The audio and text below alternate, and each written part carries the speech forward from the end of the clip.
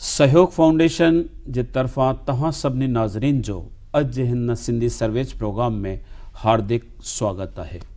मुंहिंजा दोस्तो, विरहाङे जे दर्द खे सीने में लिकाईंदे ॻुझा ॻोड़ा ॻारींदे सिंधी हिंदुनि भारत में शून्य ज़ीरो खां वठी पंहिंजे जीवन जी नई शुरूआत कई। पंहिंजे महिनत, अकुल, फ़हम, लगन, औरचाई ऐं ईमानदारीअ सां हुननि पंहिंजो हिकु अलॻि मुक़ाम जोड़ियो। मुंहिंजा दोस्तो, तालीम हुजे या तजारत, साइंस ऐं टेक्नोलॉजी हुजे या उन सां गॾु असांजी सिहत ऐं सनत, हर मैदान में सिंधियुनि पंहिंजी योग्यता ॾेखारी ऐं कामयाबी हासिलु कई। न सिर्फ़ु एतिरो, सरकारी ऐं गैर सरकारी संस्थाउनि जे अहम उहिदनि ते रहंदे फ़र्ज़ खे बख़ूबी ईमानदारीअ सां निभाईंदे हुननि पंहिंजे जातीअ जो नालो रोशन कयो ऐं पंहिंजी हिकु अलॻि धाक ॼमाई। मुंहिंजा दोस्तो, सचपच कमाल जी जाती आहे हीअ सिंधी, जेके शरणार्थी थी हिते आया ऐं पुरुषार्थी थी करे हुननि पंहिंजो कर्म कयो। अॼु परमार्थी थी करे हू देश ऐं समाज जो बिल्कुलु शेवा में पंहिंजो अॻिरो रहिया आहिनि। त अॼु असीं मिलूं था हिन सिंधी सर्वेच प्रोग्राम में हिकु अहिड़ी ई शख़्सियत सां, असांजे नौजवान साथी लक्ष्मणदास चतनानी, जिन इंडियन रेवेन्यू सर्विस जा एग्ज़ाम पास करे इम्तिहान ॾेई इनकम टैक्स डिपार्टमेंट में अॼु कमिश्नर ऑफ इनकम टैक्स जे उहिदे ते रहंदे पंहिंजूं शेवाऊं समाज खे ॾेई रहिया आहिनि। त अचो मिलूं था सिंधी सर्वेच प्रोग्राम में असांजे महिमान साईं लक्ष्मणदास साहिबु, तव्हांजो हिते हार्दिक स्वागत आहे। असांजा नाज़रीन सभ खां पहिरीं इहो ॼाणणु चाहींदा त तव्हां सिंध जे कहिड़े परगणे सां वास्तो रखो था? तव्हां शायदि नंढा आहियो, तव्हांजो जनमु हिते थियो हुजे, पर तव्हांजे वॾड़नि जो, तव्हांजे बुज़ुर्गनि जो कहिड़े परगणे सां वापसि थिया? असां हुते हाजी खान मरी विलेज में हूंदा हुआसीं, ठारू शाह में, ऐं डिस्ट्रिक्ट नवाबशाह सिंध थींदो हो। उते असांजे उते कारोबार कहिड़ो हो साईं तव्हांजे? मुंहिंजे बाबा उते हुआ सर्विस में, उहे रेवेन्यू डिपार्टमेंट में तपेदार हुआ, ऐं फादर त जस्ट स्टूडेंट ई हुआ, त बाबा ई हुआ सर्विस में जॾहिं पार्टीशन। बाबा माना तव्हांजा ग्रैंडफादर? ग्रैंडफादर जी। ऐं उतां ही जेका लॾ पॾाण थी, जेके पार्टीशन जेको विरहाङो थियो, उन दौर में ई तव्हां हिंद आया की उन खां अॻु ई तव्हांजो हिंद में अचणु थियो? न, उन खां पोइ, पार्टीशन खां पोइ असां हिते आयासीं। पहिरीं जोधपुर में आयासीं। अच्छा। ऐं उन खां पोइ जोधपुर में ख़ाली मुंहिंजा डैडी ऐं मुंहिंजी पुफी ॿ ॼणा ख़ाली हुते आया हुआ शुरूअ में। उन खां पोइ उन पीरियड में मुंहिंजो ॾाॾो ऐं मुंहिंजी ॾाॾी ऐं मुंहिंजा चाचा उहे उते ई हुआ सिंध में, ऐं 4-6 महीननि खां पोइ वरी उहे जोधपुर आया। जी, हितां जूं हालतुनि खे नज़र मां कढण लाइ सिर्फ़ु तव्हांजो पिता साहिबु ऐं पुफी आया, बाक़ी सभु सिंध में रहिया हुआ? हा। पोइ थोरो उन्हनि खे लॻो की हा हाणे हिते अची सघूं था, त पोइ वरी उन्हनि खे इतला ॾिनऊं त पोइ आया जोधपुर। अच्छा, जोधपुर खां पोइ? जोधपुर खां पोइ वरी असांजा कुझु माइट एयरफोर्स में हुआ, उहे इलाहाबाद में एयरपोर्ट ते उन्हनि जी ड्यूटी हूंदी हुई, त उन्हनि वरी ॿुधायो की भई हिते अचो त सुठो आहे, पाण में वेझो हूंदासीं, त पोइ वरी जोधपुर खां वरी असां इलाहाबाद आयासीं। अच्छा, उहे एयरफोर्स में सिंध खां वठी हूंदा? सिंध खां ई वठी, तॾहिं हिते उन्हनि जी ट्रांसफर थी? जी, उहे सिंध में ई। तव्हांजी साईं आकह जेका आहे, जेके सरनेम असीं चऊं था, उहा आहे चतनानी। माना तव्हांजा ॾाॾा या पर ॾाॾा सेठ चेतनदास रहिया हूंदा, जंहिं मां इहो चतनानी ठही आहे। हा, तव्हां बिल्कुलु सही। पर तव्हांजी नुख, जंहिंखे असां गोत्र बि चऊं था, उहो तव्हांखे ॼाण आहे त छा आहे? उहो असांजो लोहाणा आहे, ऐं भॻवान रामचंद्र जो पुटु जीअं लव हो त उहो सिंध वियो हो। अच्छा, असांजो भॻवान रामचंद्र जेके ॿ पुट हुआ, लव ऐं कच्छ, उन मां लव जेको हुयो। हा, त उन जे नाले सां ई असांजो। अच्छा, उन लव जे ख़ानदान सां तव्हां वास्तो रखो था, उन पीढ़ी दर पीढ़ी अॼु ताईं उहा पहुती आहे, उन हिसाब सां लोहाणा उनखे चयो वञे थो पियो। तमामु सुठी ॻाल्हि आहे। तव्हांजो तालीम किथे प्रायो? तालीम मुंहिंजो पढ़ाई सॼी इलाहाबाद में थी अच्छा ऐं मुंहिंजा डैडी सिंध में त स्टूडेंट हुआ उते उन में मेडिकल में उन्हनि जो एडमिशन थियो हो जी। उन खां पोइ पार्टीशन पइजी वियो त पोइ वरी उते जी पढ़ाई नेचुरली छॾणी पई हिते अची करे हिते अची वरी थोरो फाइनेंशियल एस्पेक्ट्स जे हिसाब सां वरी अॻियां पढ़ाई न कयूं वरी जॉब में अची विया ऐं जॉब में पोस्टल डिपार्टमेंट में आया ऐं लोअर लेवल ते ई स्टार्ट थिया क्लर्क पर एंड में रिटायर थींदे थींदे ऑफिसर थी विया जी ऐं इन जे करे मां बि उते ई इलाहाबाद में ई पढ़ियसि कयसि पूरी जेका बि तव्हांजी एजुकेशन आहे इलाहाबाद जे उते थी हा आहे, उन सही हिसाब सही सां। हा ऐं इलाहाबाद यूनिवर्सिटी बि सुठी मञी वेंदी हुई हा। ऐं असां उते फॉर्चुनेटली उते ई रहंदा- हुआसीं रहंदा बि त उते ॿाहिरि वञण जी अहिड़ी का उन ज़रूरत बि हिसाब न सां लॻी रहंदा बि उते विया था। जी इलाहाबाद में पंहिंजी तालीम जो जेको आहे उहो सॼो पूरो करण खां पोइ तव्हां पहिरीं सर्विस किथे कई?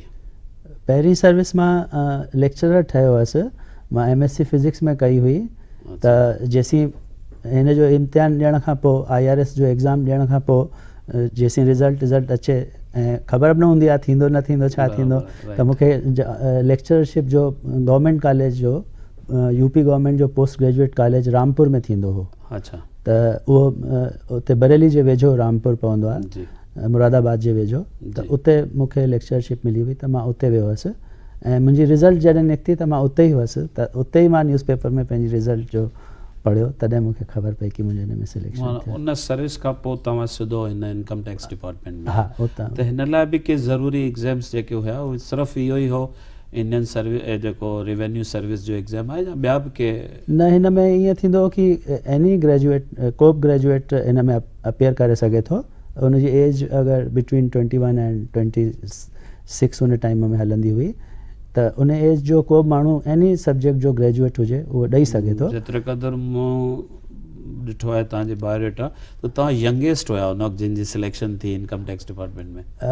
हा इहो थोरो मां माना जीअं फर्स्ट अगस्त ते जेका एज खपंदी हुई 21 साल मां 13 जुलाई ते उहा एज रीच थियो हुअसि 13 जुलाई त माना ॾींहंनि जो फ़र्क़ु आहे जस्ट ॾींहंनि जो फ़र्क़ु आहे त उन हिसाब सां माना मां ईअं यंगेस्ट तव्हांजी सर्विसिस मां इनकम टैक्स डिपार्टमेंट काफ़ी कुझु अञा लाभ पाईंदो छाकाणि तव्हांखे काफ़ी रिटायरमेंट में त काफ़ी टाइम आहे अञा उन हिसाब सां। हा मूंखे अञा 6-7 साल आहिनि ऐं डिपार्टमेंट में थोरो ईअं नमूनो सुठो आहे जंहिंखे जेको ड्यू आहे उहो मिली रहियो आहे त ऐं सभिनी जी गुडविल आहे सभिनी जी ब्लेसिंग्स आहिनि त तव्हांजे जीअं इनकम टैक्स में हिकु अहम उहिदे ते तव्हां पहुता आहियो साॻे नमूने ॿिया बि के सिंधी आहिनि कंहिं ख़ासि उहिदनि ते ख़ासि पोज़ीशन जिन हासिलु कई हुजे? असां में हींअर प्रेज़ेंटली त हिकु चीफ कमिश्नर आहिनि उहे नागपुर में आहिनि असांजी ट्रेनिंग जी एकेडमी आहे national academy of direct taxis उन में ई जेके असां सिलेक्ट थी करे IRS में ईंदा आहियूं उन्हनि जी हुते 1 साल ट्रेनिंग थींदी आहे त उहो इम्पॉर्टेंट थींदो आहे काफ़ी कि को माण्हू जेको उन्हनि खे ट्रेनिंग जो हेड हुजे उहो थोरो उन्हनि खे सुठो उहो करे त उहे उन्हनि जी हेड आहिनि हुते डायरेक्टर जनरल चवाया उहे नागपुर में रहनि। नागपुर में भेण जो नालो छा आहे? गीता कृपलानी मिस गीता कृपलानी शादी कयल कोन्हनि मिस गीता कृपलानी पर उन खां पहिरीं असां वटि सिंधी काफ़ी डिपार्टमेंट में सुठो नालो कमाए चुका आहिनि हिकिड़ा मिस्टर जय सिंघानी हूंदा हुआ उहे सीनियर मोस्ट असांजा जेके ऑफिसर्स आहिनि उहे घणो टाइम पहिरीं रिटायर थी विया ऐं उन्हनि जो काफ़ी नालो हो CK जय सिंघानी जो मतिलबु सिंधी हर डिपार्टमेंट में रहिया आहिनि तव्हांजे हिसाब सां?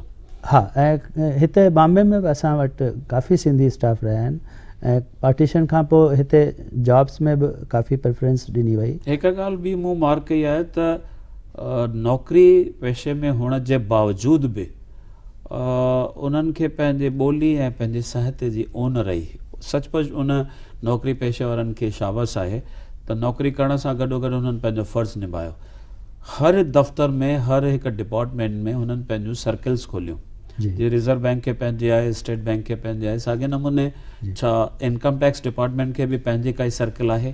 हा असां जी सिंधियुनि जी एसोसिएशन आहे अच्छा। ऐं उहे हिकिड़ी मैगज़ीन बि कढंदा आहिनि, सुरहाण नालो हुनजो आहे। रसालो बि निकिरे थो, सालियानो हूंदो उहो। सालानो निकिरंदो आहे ऐं साल में हिकु दफ़ो फंक्शन बि कंदा आहिनि, जंहिं में थोरो म्यूज़िक प्रोग्राम इहो ॾींदा आहिनि या कुझु संगीत खे ज़िंदा रखण हा, लाइ उहो, कार्य कंदा ऐं आहिनि। थोरो आउटिंग वग़ैरह बि कंदा आहिनि, जीअं पिकनिक वग़ैरह, जीअं हिक ॿिए सां गॾिजी सघिजे ऐं भाईचारो वधाए सघिजे। भाईचारो, ऐं उन में हिकिड़ो माहौल ठहंदो आहे सिंधी में ॻाल्हाइण जो, उहो बि थोरो उन सां सुठो थींदो आहे ॿारनि खे। रसाले जी ॻाल्हि निकिती आहे त मूंखे इहो ॿुधाईंदा त तव्हां बि कुझु किताब लिखिया आहिनि, उहे कहिड़ा आहिनि?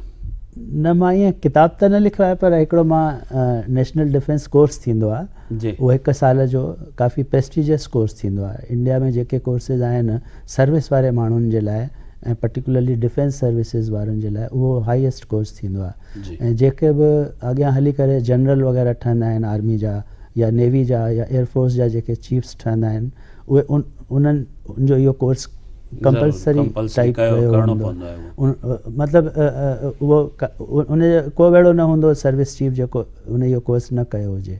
नॉट ओनली इंडिया में पर इवन नेबरिंग कंट्रीज़ में जेके असांजा फ्रेंडली कंट्रीज़ आहिनि, उहे बि हितां जा ई जेके कोर्स कयल उते जा चीफ्स ठहिया आहिनि। त मूंखे हिकिड़ो मौक़ो मिलियो उहो कोर्स करण जो, त उते साल जे कोर्स खां साथ उन में काफ़ी इंटरेक्शन थींदो हो, हर फील्ड जे एक्सपर्ट्स सां उहे लेक्चर्स ॾींदा, उन्हनि सां ॻाल्हाइण ॿोलाइण थींदो हो। ऐं उते ई उन हिकिड़े कोर्स में ईअं थींदो हो कि तव्हांखे पंहिंजी थीसिस हर माण्हू खे लिखणी हूंदी हुई, पार्टिसिपेंट उहा बि कंपलसरी हुई हर माण्हू खे। उहे 72 असां ऑफिसर्स थींदा हुआसीं, 20 आउट ऑफ इंडिया जा थींदा हुआ, 52 हितां जा इंडिया जा थींदा हुआसीं। त 72 ऑफिसर्स पंहिंजी डिफरेंट सब्जेक्ट्स असाइन थींदा हुआ, 2 टे चॉइसिस ॾींदा हुआ, उन मां हिकिड़ो असांखे 2 टे चॉइसिस असां ॾींदासीं, उन्हनि मां हिकु ॿुधाईंदा तव्हां कहिड़ो लिखो। त उन में मूंखे जेको सब्जेक्ट ॾिनो उन ते मां पंहिंजी थीसिस लिखी हुई, ॿियनि बि लिखी हुई। उहो कहिड़ो सब्जेक्ट हो? उहो एक्चुअली मां इहा 96 में इहो कोर्स कयो हो ऐं 91 खां वठी असां वटि ग्लोबलाइजेशन जो आयो हो गवर्नमेंट में कि फॉरेन इन्वेस्टमेंट वग़ैरह हिते घुराइजे, जंहिंसां हिते डेवलपमेंट थिए, हिते माण्हुनि खे रोज़गार मिले, असां इंडस्ट्री में अॻियां वञूं। त उन टाइम ते फॉरेन इन्वेस्टमेंट जो थोरो शुरूआत टाइप हुई, त उन में हिकिड़ो मूंखे सब्जेक्ट ॾिनो हुओ, role and evaluation of foreign investments in India. मतिलबु फॉरेन इन्वेस्टमेंट जो इंडिया में कहिड़ो भविष्य आहे, कहिड़ो उनजो छा उनजो यूटिलिटी केतिरी आहे, या उनजो कहिड़ो ट्रेंड आहे, हुन में अॻियां छा सुठाई करे सघिजे थी, छा इम्प्रूवमेंट करे सघिजे थी। त उन ते मां इहा थीसिस लिखी हुई, त उनखे वरी बेस्ट थीसिस जो अवार्ड मूंखे उते नेशनल डिफेंस कोर्स दिल्लीअ में थींदो आहे, ऐं त उन में मूंखे बेस्ट थीसिस जो अवार्ड्स जी ॻाल्हि निकिती आहे। त इन खां अलावा बि तव्हांजा के सम्मान या अवार्ड्स तव्हांखे मिलिया आहिनि? ईअं असांजे डिपार्टमेंट मूंखे 1 लख जो रिवार्ड ॾिनो आहे। अच्छा, तमामु वॾी सुठी ॻाल्हि आहे। ऐं उहो कहिड़े साल जी ॻाल्हि आहे उहा? उहो हिन साल ई एक्चुअली मार्च में ई मूंखे मार्च में ई ऑर्डर थियो। तमामु सुठी ॻाल्हि। तव्हांजो जीअं एजुकेशन जे फील्ड में वधीक चाव आहे जेको नज़र अचे थो, छा तव्हांजी औलाद या तव्हांजा बाक़ी भाउर बि हिन एजुकेशन जे फील्ड खे वधीक मञनि था? हा, उन मामले में थोरो असां भॻवान जी दया रही आहे। जीअं मुंहिंजो नंढो भाउ आहे, उहो बि इनकम टैक्स में हींअर असिस्टेंट कमिश्नर आहे ऐं इनकम टैक्स डिपार्टमेंट में ई आहे। जी जी, ऐं जस्ट जल्दी डिप्टी कमिश्नर थियण वारो आहे। ऐं उन खां नंढो भाउ, असां 3 भाउर आहियूं, त टियों नंढो भाउ आहे उहो सिविल इंजीनियर आहे ऐं उहो बि पहिरीं मल्टीनेशनल वग़ैरह में कमु करे चुको आहे, हाणे वरी ट्रांसफर्स वग़ैरह सां थोड़ा अवॉइड करण जे लाइ हाणे हिते बॉम्बे में ई प्राइवेट कंस्ट्रक्शन में सर्विस में आहे। ऐं एजुकेशन जो मुंहिंजी 2 सिस्टर्स आहिनि, हिकु त ग्रेजुएट आहे। तव्हांजा पंहिंजी औलाद तव्हांजी उहा बि पढ़ाई में? हा, उन में मां काफ़ी लकी रहियो आहियां। मुंहिंजो पुटु आहे, उन हितां इंजीनियरिंग इंडिया मां बॉम्बे मां ई कई हुई, वरी मास्टर्स USA मां कई अथई, उते कैलिफोर्निया मां। उते उनखे आउटस्टैंडिंग एकेडमिक अचीवमेंट जो अवार्ड मिलियो आहे। मतिलबु अवार्ड जो सिलसिलो चालू आहे तव्हां खां पोइ? भॻवान जी दया आहे, वॾनि जी सभिनी खां वॾी ॻाल्हि आहे, वॾनि जी आसीस आहे। ऐं उन्हनि भॻवान जे ऐं आशीर्वाद उन्हनि सां। सेक्रीफाइस कई आहे। मुंहिंजा फादर त मेडिकल में एडमिशन थियो आहिनि, ही गिव इट अप ऐं सिर्फ़ु उहो परिवार खे सुखियो सताबो ॾिसण लाइ हा। उन्हनि सभु छॾे ॾिनो। उन्हनि जी शादी बि न थी हुई हिते इंडिया में, उन्हनि जी त 51 में त शादी थी। अच्छा। ऐं सिंधी सॾाइण, सिंधी चवाइण, इहा हिकु साबित करे थो त असां उन प्राचीन सभ्यता, उन अवाइली सभ्यता जंहिं दुनिया खे राह ॾेखारी, उन जी संतान आहियूं, उन जा वारिस आहियूं, ऐं उहा फ़ख्र जी ॻाल्हि आहे। पर अॼु नौजवान टही जेका आहे उहो सिंधी चवाइण खां कतराए रही आहे, या सिंधी चवाईंदे उन्हनि खे घटिताई फील थी थिए। उन जी वजह छा आहे, उन जो कारण कहिड़ो आहे? मूंखे ईअं लॻे थो कि अॼु माण्हुनि खे पंहिंजी जेका आहे, जेका महत्ता आहे, उन जी ॼाण न आहे, ऐं उन जे करे उन्हनि खे एतिरो आइडिया कोन्हे कि असां एतिरा 5-6 हज़ार साल पहिरीं जी असांजी सभ्यता आहे, ऐं ॿिए एतिरा धर्म उन खां पोइ आयल आहिनि। सभ्यता त अलॻि, धर्म कुझु धर्म उन खां पोइ आयल आहिनि, ऐं उन्हनि खे पंहिंजी इम्पोर्टेंस जेका महसूसु न आहे। त उन जे लाइ मुंहिंजो ईअं सोचणो आहे कि थोरो अगरि उन्हनि खे अवेयर कराइजे, ऐं कुझु नंढियूं नंढियूं बुक्स थोरो इंग्लिश में हुजनि, हिंदीअ में बि हुजनि, ऐं सिंधीअ में हुजनि त सिंधीअ में देवनागरी लिपि में हुजनि, त जीअं हुननि खे माण्हू पढ़ी सघनि। या कुझु गुजरात में हींअर असां वटि वाद विवाद त आहे जी। त लिपि असांजी कहिड़ी थियणु घुरिजे? के चवनि था अरबी थियणु घुरिजे, के चवनि था जी देवनागरी। तव्हां छा था भायो त असांजो जेको वरसो आहे, असांजो जेको ज़ख़ीरो आहे, खज़ानो आहे पुरखनि जो, जी। साहित्य आहे, उहो कहिड़ी लिपीअ में नौजवान वधीक प्रेफर कंदा? मूंखे लॻे थो कि पर्शियन लिपि खे त असांखे जेसिताईं असां हुनखे रखंदासीं तेसिताईं इनखे अॻियां वधाइणु ॾुखियो थींदो। बाक़ी बचे थो कि या त देवनागरी लिपि या रोमन लिपि। त अगरि असां पंहिंजी पॉपुलेशन में ॾिसूं त देवनागरी लिपि सम्झण वारनि जी संख्या वधीक हूंदी, ऐं रोमन जी बि हूंदी, पर देवनागरी जी वधीक हूंदी। त असां बेसिकली देवनागरी लिपि में रखी करे उनखे वधीक माण्हुनि ताईं पहुचाए सघूं था। पर रोमन लिपि में बि पंहिंजी भाषा जेका लैंग्वेज आहे उहा सिंधी हुजे, ऐं उनखे जेका लिपि आहे उनखे रोमन ऐं देवनागरी इन्हनि ॿिन्ही में अगरि असां रखूं त काफ़ी ॼणनि खे पंहिंजे शयुनि जी ॼाण थींदी। मां त पंहिंजे लाइ चवां थो कि मूंखे बि घणी ॻाल्हियूं फैक्टली न ख़बर हुयूं, जेके धीरे धीरे पंहिंजे त उहे ई अगरि माण्हू खे शुरू में ख़बर हूंदियूं त उहो उन में कुझु उनखे कमी महसूसु न थींदी। ऐं ॿियो थोरो जीअं तव्हां चयो कि माण्हुनि खे थोरो झिझक थींदी आहे कि भई असां सिंधी चवायूं, त मूंखे ईअं लॻे थो कि जीअं असां शुरू में आयासीं, थोरो लेस डेवलप जॻहियुनि ते रहियासीं, उते उते डेवलपमेंट न थी, त उन जे बारे में ॿियनि ॿाहिरियनि माण्हुनि जो असांजे बारे में हिकिड़ो थोरो घटि ओपिनियन ठहियो।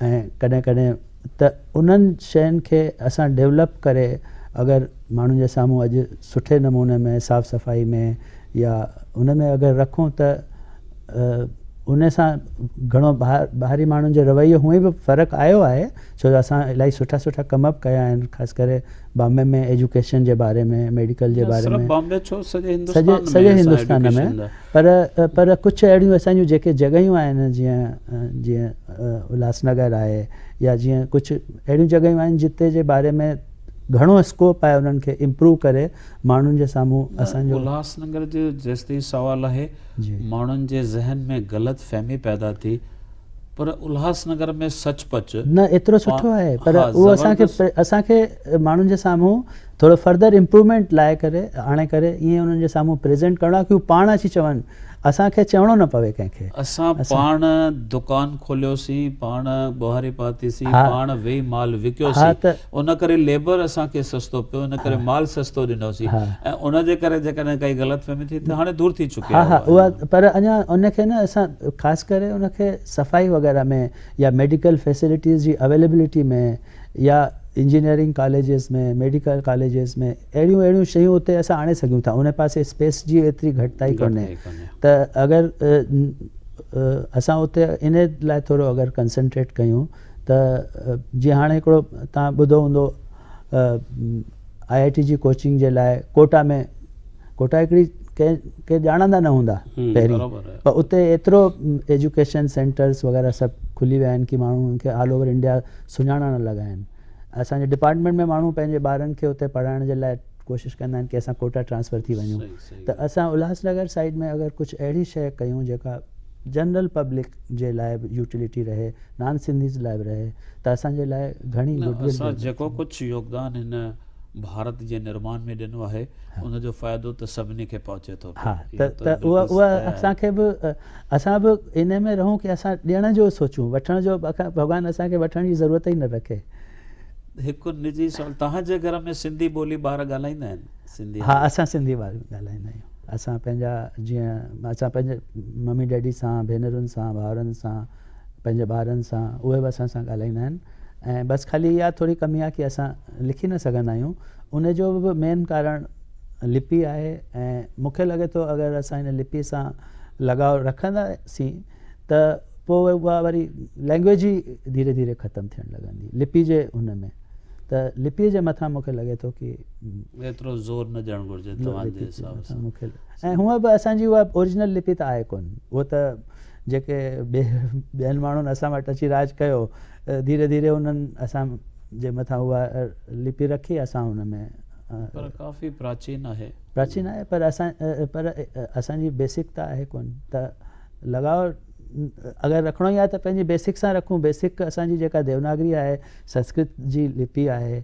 असांजी पहिरीं जेका लिपि थींदी हुई उहा डिसाइफर त न थी आहे, पर उहा पंहिंजी इंडियन लिपि हुई, उहा फॉरेनर्स जी लिपि न हुई, इन्वेडर्स या ॿियनि माण्हुनि जी लिपि न हुई, असांजी पंहिंजे मुल्क जी लिपि हुई। त देवनागरी ॿियो कुझु न त घटि में घटि पंहिंजे मुल्क जी लिपि आहे। त मूंखे ईअं लॻे थो कि असां हुन में लिपीअ ते ज़ोर न ॾेई करे ॿारनि खे ॿुधायूं। हा, ॿारनि खे अदरवाइज़ ख़बर न पवंदी। असां चाहींदासीं पर्शियन लिपि, केरु कोन पढ़ंदो हुनखे, केरु कोन सिखंदो। अॼुकल्ह जे ज़माने में केरु कोन सिखंदो, कंहिंखे टाइम ते असां पहुता आहियूं। जी, त तव्हां छा था फील कयो त इन जो ॿोलीअ जो जेको बि असांजो मैसेज आहे उन जो विकास कीअं थिए ऐं उन में इज़ाफ़ो कीअं आंदो वञे? छाकाणि त स्कूल कॉलेजनि मां त सभु सिंधी विषय बंदि थी वई आहे। एतिरे क़दुरु जो कंहिं बि स्टेट में असांजे इतिहास खे नथो पढ़ायो वञे। अॼु हेमू कालाणी केरु आहे, हा, इहा असांजे नौजवाननि खे ख़बर न आहे। हा, हेमू कालाणी जो योगदान भगत सिंह सां भेटे सघिजे थो, जंहिं नौजवान उमिरि में ई नौजवानीअ जी पंहिंजी कुर्बानियूं ॾिनियूं। त इन खे पेश करण लाइ, नौजवाननि ते इहो पहुचाइण लाइ तव्हां छा रंगमंच, हिकु असांजी स्टेज खे तव्हां महत्व ॾियो था? मां सम्झां थो उन सां यंगस्टर्स त अट्रैक्ट थींदा, उन्हनि खे थोरो पार्टिसिपेशन महसूसु थींदो, पाण बि पार्टिसिपेट कंदा। ऐं उन जे रस्ते अगरि उन्हनि खे पंहिंजे वॾनि माण्हुनि जे बारे में ॿुधाइबो त उन्हनि खे थोरो गर्व महसूसु थींदो। ऐं उन में कुझु असां नंढियूं नंढियूं बुक्स ईअं कढी सघूं था जेके हिंदी, इंग्लिश, मराठी या गुजराती, सिंधी इन देवनागरी लिपि या सिंधी इन रोमन लिपि, उहे उन्हनि खे अवेलेबल कराइजनि। त उन्हनि खे पढ़ण सां ई घणेई ॻाल्हियूं उन्हनि खे ख़बर पवंदियूं ऐं उन्हनि खे महसूसु थींदो कि भई असां संख्या में भले घटि हुजूं, पर असांजो वॾो कंट्रीब्यूशन आहे ऐं असांजो देश जो नालो ई असां सां ठहियलु आहे।